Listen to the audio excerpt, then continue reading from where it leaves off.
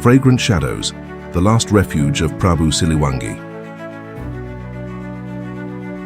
Prologue, Scipio's Report, 1687, in the year of the Lord. Diary of Peter Scipio, June 12, 1687. This forest breathes, I can feel it. Every wisp of fog slipping between the giant trees seems to whisper an ancient curse. We arrived at Batutulis by order of the Governor-General to claim the inscriptions left behind by the Pajajaran kingdom. But since our feet first touched this wet soil, something has been watching. Not a man, not a beast, something older. Scipio shivered as he wrote those words beneath the dim glow of an oil lantern. The night's crickets suddenly fell silent. In the distance, from behind the fog, a pair of glowing yellow eyes appeared. Lieutenant van der Berg, the youngest member of the expedition, raised his rifle. "It's just a tiger, sir," he whispered, though his voice cracked. Suddenly, a roar shattered the silence, not from one direction, but from all corners of the forest at once. The air reeked of rancid blood. With trembling hand, Scipio wrote, "They are coming. God have mercy on us." The next morning, van der Berg's corpse was found hanging from the branch of a banyan tree. His chest was torn open by claws the length of a man's arm, but most horrifying of all, his heart was missing.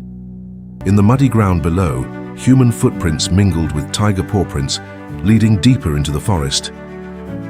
Origins of the Tiger King. The Throne and Curse. Pakuan Palace, 1482. In the year of the Lord. The Long Drought. Prabu Siliwangi sat upon his throne carved from rosewood, adorned with dragon motifs, his hand gripping tightly the sacred blade Kujang Pamungkas. Outside the palace, the crimson dusk sky stretched like a vast burial shroud over the Pajajaran kingdom. 3 months had passed without rain. Rice fields split open, wells ran dry, and the stench of death drifted from border villages stricken with plague. "Your Majesty, Guru Gantangan awaits you in the meditation chamber," whispered Pati Sangyang, the elderly counselor robed in white who had served 3 generations of Sundanese kings. His sharp eyes observed the dark circles beneath Siliwangi's, proof the king had not slept for days. In the incense-filled basement chamber, Guru Gantangan, the blind priest guardian of the sacred Galunggung shrine, sat cross-legged on a bamboo mat. Before him, the Sangyang Tapak, ancestral prophecy stone, glowed with a faint blue light. "Listen, my lord," Guru Gantangan's hoarse voice echoed, his wrinkled finger pointing at the ancient script. "Here it is written, when the blood moon touches the peak of Salak, the king shall lose his shadow to the claws of the white tiger. The kingdom will fall beneath the feet of the beast that rejects its own shadow." Siliwangi frowned. "What does this mean?" Guru Gantangan lifted a brass bowl of sacred water. On its surface, Siliwangi's reflection shifted into a man with the head of a white tiger chewing on a human heart. "You will become what you fear, or die trying to resist it," he whispered. "The king's nightmare." That night, Siliwangi awoke to the sound of dogs howling in the distance, but when he opened his chamber window, the palace was eerily silent. Not even the guards could be seen. Suddenly, the metallic stench of blood filled the room. From behind the curtains, a woman clad in yellow appeared. "Ni Roro Kidul." "Beware of your offerings, king," she whispered, her voice like cascading waterfalls. "Mount Salak will not accept blood tainted with pride." Before Siliwangi could ask, the earth trembled. The palace floor gave way, and he plunged into a bottomless chasm. He awoke in a primeval forest. Colossal trees with bleeding roots loomed overhead. Twin red suns burned in the sky. In the distance, the roars of thousands of tigers echoed as one. "You stand in my realm now," a booming voice resounded. From the mist emerged a white tiger the size of an elephant. Its fur shimmered like molten silver, its saber-like fangs dripping greenish slime. "Why do you disturb my peace, human king?" Siliwangi drew his dagger, but his legs were ensnared by the bleeding roots. "I only wish to protect my people," the white tiger snarled, its breath foul with carrion. "Then why do you let them die of thirst? Why not offer yourself to Dewi Shri instead?" Before Siliwangi could reply, a massive claw struck. Waking from the dream, Siliwangi awoke in his chamber, drenched in cold sweat. But this was no longer the same room. Walls clawed to shreds, his ornate teakwood bed reduced to splinters. In the corner, a black cat hung lifeless, its entrails arranged into the Surya Majapahit symbol. "My lord!" Patisangyang rushed in, eyes widening at the carnage. This is the mark of the white tiger." Siliwangi raised his blood-stained hands, not his own blood. "What happened last night?" "The ancient texts speak of the white tiger spirit testing its chosen ruler with 3 dreams," Pati explained. "If you fail..." Suddenly, a piercing scream erupted from the stables. All 27 royal war horses, including Siliwangi's beloved steed, Si Kantel, lay dead in grotesque fashion, bellies torn open, organs missing. On the stable walls, a giant tiger's claw mark dripped in fresh blood. The Royal Emergency Council. In the palace hall, nobles whispered in panic. Crown Prince Walangsungsang trembled, clutching the royal kujang. "Father, this must be Demak's doing. They wish to weaken us before the war." But Siliwangi shook his head. From the window, he gazed toward Mount Salak, shrouded in black clouds. "This is older than rival kingdoms. This is something far more dangerous." A young priest from Siptajalar suddenly prostrated himself. "Your Majesty, please allow me to speak. In our village, 5 maidens vanished last month. When found in the forest, their bodies intact, but their hearts gone. Tiger claw marks scarred the ground." With trembling hands, the priest drew a heart-shaped stone from his pouch. It pulsed like living flesh. This was found in one of the corpses. When Siliwangi touched the stone, visions overwhelmed him. Standing atop Mount Salak, encircled by thousands of white tigers. In his hand, a still-beating human heart. The battle at Kurugsawa, location, Kurugsawa Majalenka. A thick mist shrouded the valley of Kurugsawa, muffling the roar of a 30-meter waterfall crashing onto jagged black stones. Prabhu Siliwangi and his 12 loyal guards stepped cautiously among the giant camphor roots that coiled like serpents. The stench of sulfur seeped from the cracks in the earth, a sign they had entered forbidden ground, where the mortal world brushed against the unseen. "Paduka, this is the domain of Batharakala. It's dangerous," cried Jaka Myring, the youngest commander, his hand gripping the hilt of his kris. But his warning came too late. From within the fog came a hissing voice. "Humans, daring to trespass upon our sacred soil?" At once 5 figures emerged. Not ordinary tigers. They stood upright like men, forepaws twisted into clawed hands, their glowing yellow eyes burning like fire. The largest among them wore a necklace of human skulls. Maung Bodas, the king of the white tiger spirits. "You think you can escape alive, human king?" snarled Maung Bodas, his tongue flickering like blue flame. "Here, we are the rulers." Battle erupted. Kriski Donkol, heirloom blade of Siliwangi's line, slashed toward the demon's neck. But the moment steel touched tiger flesh, the blade melted like wax. "Your weapon is useless in our realm," laughed Maung Bodas, raking his claws across Siliwangi's arm, spilling black blood. Siliwangi staggered back. His men fell one by one, throats torn out, hearts ripped away by invisible claws. In despair, he recalled the teaching of an old hermit, Ajian Maung Sankang, the ritual to summon the ancestral guardian spirit of the Sunda kingdom. With his own blood, he drew a circle of mantra upon the wet earth and roared, "Hear me, spirit of Mount Salak. If I am truly the rightful king, grant me strength to protect my people." The skies darkened, lightning split the fog, and a golden radiance engulfed Siliwangi's body. When the light dimmed, a pair of glowing golden claws had formed in his hands, and his shadow had become that of a colossal tiger with eyes of fire. Maung Bodas growled in fear. You have summoned the mountain's guardian spirit." The battle reached its peak. Siliwangi struck like the wind, golden claws tearing into the demon's flesh. Black blood sprayed, burning the soil where it fell. "Your weakness is here," shouted Siliwangi, plunging his claws straight between Maung Bodas's glowing eyes.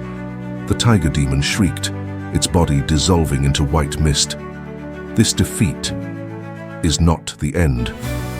My spirit will bind to yours, and you will pay the price." When the mist cleared, Siliwangi stood alone. Around him, the remaining white tigers knelt, heads bowed, We submit, new sovereign. Command us. The Eternal Pact, Pakuan Palace, 2 months after the battle. That night, a blood-red full moon hung above the skies of Pakuan. Prabu Siliwangi sat on the palace balcony, staring into the reflection on the pond below. Not his human form, but that of a white tiger, its emerald eyes glimmering in the water. Since forging the pact with Maung Bodas, he no longer recognized himself. "Father, what has happened to you?" whispered Prince Walangsungsang, the crown prince, trembling in fear. He had just watched his father devour raw deer flesh, offered by the royal beastkeepers, a ritual demanded at every full moon. "This power is like a double-edged blade, my son," Siliwangi rasped. "I can crush my enemies in an instant, but look." He lifted his hand. His fingernails had lengthened into sharp black claws. On the battlefield, the transformation was a blessing. When Kiribon's soldiers stormed the borders, Siliwangi only needed to stand upon a hill. His towering tiger shadow filled the sky, sending thousands of enemies fleeing in terror. But within the palace walls, whispers spread. Servants swore they had seen a half-man, half-tiger creature wandering the armory at night. One morning, Siliwangi awoke lost within the forbidden forests near Mount Salak. The smell of fresh blood overwhelmed his senses. Before he realized, a deer lay torn apart by his own hands, its raw flesh clenched between his teeth. "I am becoming one of them," he muttered in horror. That night, Maung Bodas returned in his dreams, his voice echoing from within Siliwangi's own chest. "You are no longer man nor tiger. You are the guardian of the threshold." The binding ritual. At the summit of Mount Salak, Siliwangi performed the sacred Mupuk Pamali ritual with the tribal elders. The blood of a white tiger was mixed with wild forest honey, and he drank it to seal the eternal bond. From that moment onward, the Spirit Army, 100 white tigers became the invisible guardians of his palace. The curse. At every full moon, Siliwangi was bound to consume raw flesh to prevent himself from losing control. The mark. Dark stripes began to spread across his back, glowing faintly like fire licking through his skin. Inner conflict. Prince Walangsungsang pleaded with his father to stop. "Father, this is not the true path. Dark power will consume you." But Siliwangi only shook his head. "I have sold half my soul for Pajajaran. There is no turning back." Traces in the modern era. The young archaeologist's Discovery Archaeology Laboratory, Pajajaran University, Riani peered through the microscope at a fragment of ancient bark manuscript. Her hands trembled as she brushed the surface gently with a fine brush. The old Sundanese inscription was unmistakable. On Mount Salak, hidden behind 7 waterfalls and 3 hills of corpses, lies the spirit palace where the king rests. Only those pure of heart may pass the trials of the white tiger. This is the discovery of the century," she whispered. But her senior professor laughed. "Nonsense. Siliwangi is just a legend. Focus on research that can actually bring us funding." Riani was undeterred. That night, in a dimly lit coffee shop, she met with Eric, an illegal treasure hunter. "I can assemble a team," Eric muttered, sliding a cigarette between his lips. "But we'll have to go in this week.